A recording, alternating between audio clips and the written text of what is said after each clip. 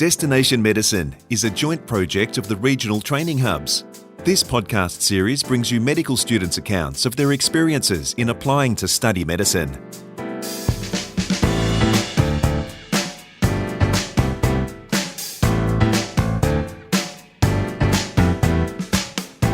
Welcome to Destination Medicine. I'm Nicole Goodman. Everyone follows a different path to a medical career. For Hayley Andreazza, that path had twists and turns and other barriers which made her journey an arduous one. The challenges she faced didn't deter her. It took longer than she'd initially hoped, but with resolve and passion, she's now arrived where she wants to be. Hayley's in her third year as a medical student with the University of Wollongong, and she's currently completing her 12-month placement in the outback New South Wales town of Broken Hill, where she was born and raised. One lesson she's learnt is that everyone has their own path to medicine, and you have to choose what's right for you. First, Hayley tells Chris Ashmore that the first part of her journey, several years ago now, took her from Broken Hill to Adelaide. I really loved science. I decided to apply for a science degree at Adelaide University. I really enjoyed science. I then focused on chemistry. That was my major. And towards the end of my degree, I really didn't know what sort of career I wanted, whether it was a career in science or not, but I was enjoying studying. So I applied to study honours, and I did a interstellar chemistry project under Professor Bowie at Adelaide University. I was really enjoying that and still didn't have an idea about where I was heading career-wise. So on the last day of applications to do PhDs, I put mine in and I continued my work, this time doing protein chemistry at Adelaide University. And during your PhD, you gave birth to your son. I mean, that must have been quite a juggle. It was a big, it was a big deal, a big challenge. So I was studying my PhD, and towards the end of my PhD, my son arrived. That was a bit of a challenging experience, really. He had a few health issues at the beginning. He had an operation. It took several visits to the doctor to get someone to really investigate what was going wrong. And it was one doctor in particular that just made all the difference to me. He said, no, something's not quite right here. Did you find that you weren't the only one in that same boat? The other mothers were going through similar situations? That's right, yeah. So I remember being in the waiting room at the hospital while my son was having his operation and just chatting to some other mums there, and one in particular said that she'd had a similar experience of her child. Just no one was taking her seriously to begin with. You always get asked, are you a new mother? Is this your first child? And finally, someone took her seriously too, and it was a very similar story, very similar experience that she'd had. And was that experience, your son's ill health, that led you to consider a career in medicine? Yeah, one of the turning points. I think growing up, I didn't necessarily come from a family of doctors, but I think we were all very health literate. And my mum and dad were both working in the dental field as I was growing up. I had exposure to, watching my mum and dad nurse older members of the family with chronic health conditions. Our family GP was fantastic. He was Dr. Donald Howarth. He was a brilliant family doctor. He was very big on educating patients, their families, and the community. Sometimes he'd even stay for dinner after a home visit. It was just a wonderful experience to see that sort of care, and probably quite unique to growing up in a rural setting, really. So there was that exposure to, medicine or health. And then later on, my mum became a nurse. She started studying to become a registered nurse when I was in high school. I really enjoyed those dinner time conversations, medical conversations around the dinner table. And I think just seeing the way my family cared for each other, that really got me interested in medicine. Along the way, there have been other doctors and people who have inspired me to do medicine. One particular doctor, he was my brother's doctor. He just happened to ask me about what my research was in chemistry. At the time, I was doing my PhD in protein chemistry. And he sort of planted the seed that it'd be great if I pursued a career in medicine, because there is the need for clinicians who also have a research background. So that was another opportunity or another push for me to do medicine. When you decided then to apply for medicine, what were your first steps? How did you manage out the plan? First, I did a lot of reading about which universities will take graduate applications, and so I read about all their entry requirements. Then you have to sit the GAMSAT in order to get into graduate medicine, so I looked into what that involved. And then some universities require you to submit a portfolio with your application. So I had to put together a portfolio. That would have been easy for you? Oh, it was probably the most enjoyable part of the application, definitely more fun than the GAMSAT.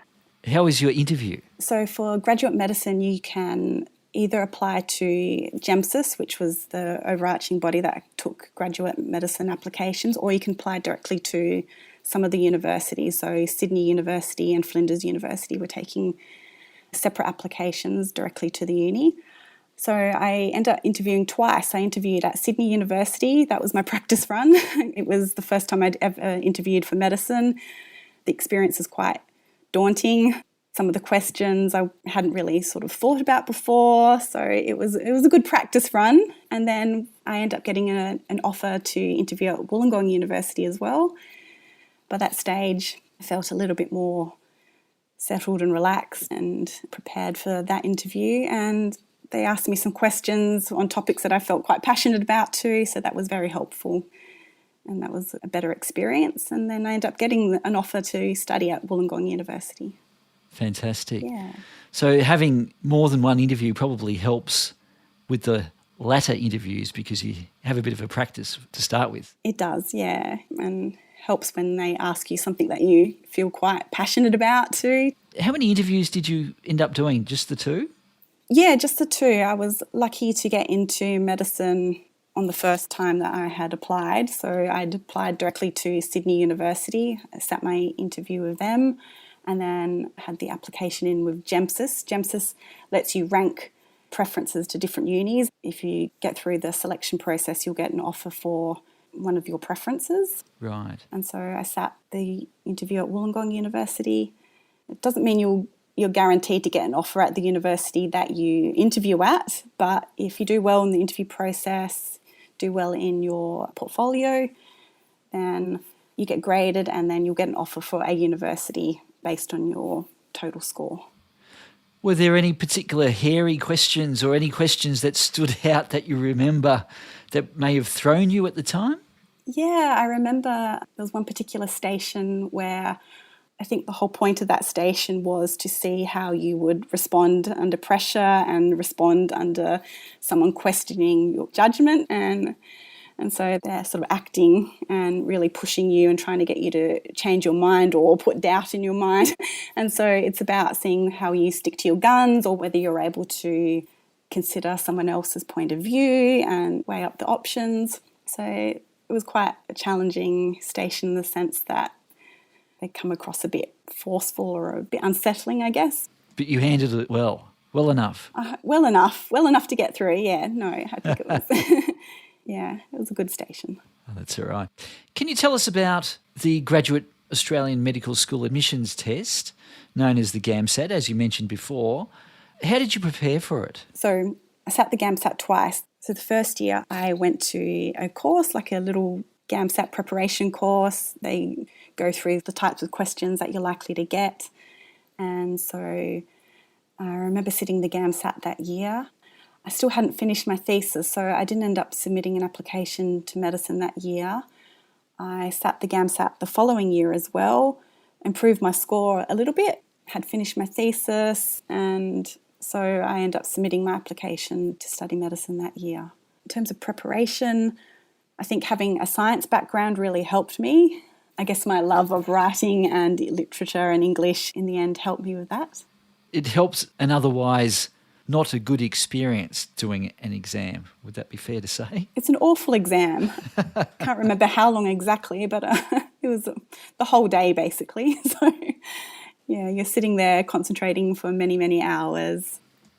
Well, these applications and interviews and exams that you did, if that all turned pear-shaped and you didn't get into medicine, did you have a plan B? No, I didn't have a plan B. I was pretty stubborn. I remember my friend saying to me, but what if you don't get in? I was like, I will.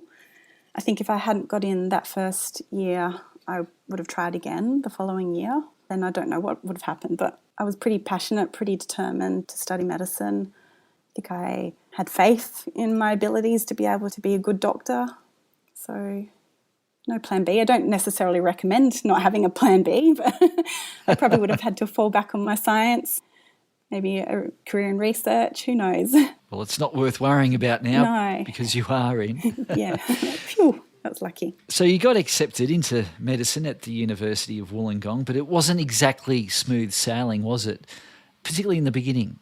Yeah, that's right. I remember it was 2016. I got into Wollongong University, but I was living in Adelaide at the time. So I remember packing up the car with my little boy in the car and my dad in another car with all our stuff. I remember it being a 40-degree day. And before we'd even left Adelaide, my car started to overheat. So I remember driving the 2 days to Wollongong with the heater on, trying to get the heat away from the engine. It was a very long trip. I arrived in Wollongong. I didn't really know anyone in Wollongong at the time, so my dad stayed there for a little while we settled in. But after that, it was just me and my son on our own. My son had just started a new school. He was about 6 or 7 at the time. I was studying medicine with a very full timetable. I remember my son not feeling very well one day. I had a full day, had no one to look after him at home, and it was just quite overwhelming. And then later on in the year, my dad and my brother were both unwell at the same time, actually, and I just felt like it was too much for me to handle at the time. So I did withdraw from medicine. I had some time off and then restarted in 2019. So despite it being tough, despite the false starts, I got there in the end. I feel quite proud of myself for eventually getting there. And so you should be. So after Thank you. all that, you're there, which is great. And now you're in your 3rd year with the University of Wollongong and doing a 12-month placement. Yes. Back in your hometown, back in Broken Hill. Yeah. How is it to be back home? Oh, I'm loving it actually, yeah. It was great to be home with Mum. It was great for my son to be able to get to spend some time with Nonna. In terms of the experience I'm getting in the hospital and in GP, it's fantastic. I'm probably getting more hands-on experience than I would in a busier, bigger centre. So like quite a few farming injuries, had people come in from stations and properties with all sorts of injuries, people being transferred to the Adelaide Hospital with the Royal Flying Doctors. Looking back at your time, your journey into getting into medicine, is there any advice you wish you were given before starting that journey? I guess being a mother with a child, nothing really prepares you for being able to juggle medicine and raising a family. It's been quite challenging, and I know a lot of the mums and even dads that I study with have also found it very similar. There's not always the support put in place to be able to help us, so I think it's really important to have a good support network around you. Thankfully, I have had that. My mum and dad have been absolutely wonderful. I've also had some friends who are doctors already. The advice that they've given me, I think just immersing yourself amongst a very supportive network really helps. Now, there are a lot of different study techniques. How did you find the right one for you? I still haven't found a study technique that necessarily works for me 100% of the time. I guess it really helps for you to know what works for you in terms of study. I find it really helpful to sit down with friends and discuss cases. I much prefer that than sitting in front of a textbook. I find it difficult to time manage being a mum and also having a very busy study schedule. Looking after yourself is very important, finding that balance between work or study and having your downtime, just reconnecting with family, reconnecting with friends. Studying for medicine has been different to studying for my PhD. I've probably found the PhD a little bit easier in terms of study. A lot of my friends use flashcards, Anki cards, and I've used those a couple of times. They can work really well. I like drawing. I like making diagrams for my study notes. Are you getting better at studying? No, I wouldn't say I'm getting better at studying. No. So looking back at your time, Hayley, do you think choosing medicine was the right decision for you in the end? Yeah, absolutely. I can't imagine doing any other career. It's been so interesting. It opens my eyes. It's opened a few doors. So it definitely hasn't been a smooth ride, but it's one I really enjoy, and I'm really looking forward to being able to help people, and it's a very rewarding, satisfying career. And it's very much the start of your journey.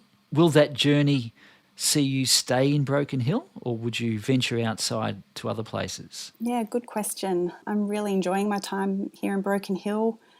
I'd love a career as a rural generalist. I really enjoy emergency medicine. I enjoy paediatrics. I think I could have a very rewarding career here in Broken Hill, and there's certainly the need for doctors here, doctors with local knowledge, doctors who are committed to staying here. I've loved my experience in Broken Hill, and I definitely would consider staying here, or at least coming back after I finish my training. My son is currently quite homesick for Wollongong and missing his friends too, so I have to consider him, but definitely coming back to Broken Hill is something I'd consider. That's Hayley Andreazza, a third-year medical student at the University of Wollongong. We trust you've enjoyed this episode of Destination Medicine, a joint project of the regional training hubs. The hubs are supported by funding from the Australian Government under the Rural Health Multidisciplinary Training Program.